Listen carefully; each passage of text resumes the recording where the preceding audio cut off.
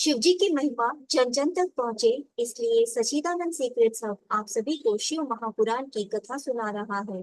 अगर आप भी एक शिव भक्त हैं, तो इस कथा को किसी दूसरे शिव भक्त को शेयर कर शिव जी और माँ की कृपा के पात्र बने। हर हर महादेव। शिव पार्वती संवाद।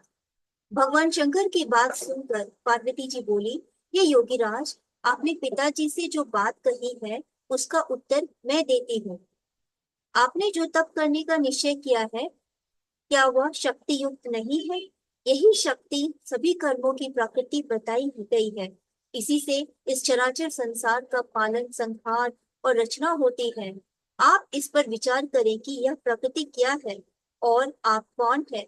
यदि प्रकृति ना हो, तो शरीर तथा स्वरूप किस प्रकार शक्ति का पूजन ध्यान करे, तो जगत का कार्य चलता रहे।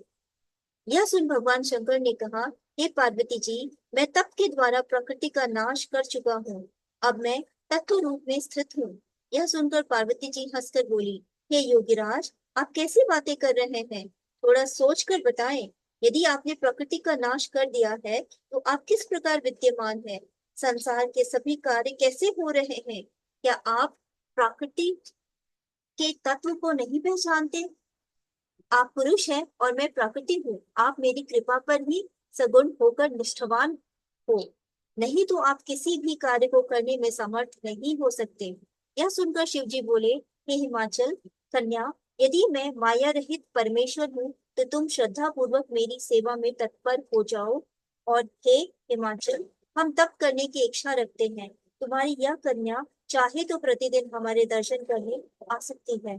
उस दिन से पार्वती जी प्रतिदिन शिव जी के दर्शन करने आने लगी। यह षोडोपचार पूजन करके प्रतिदिन चरणामृत लेने आने लगी।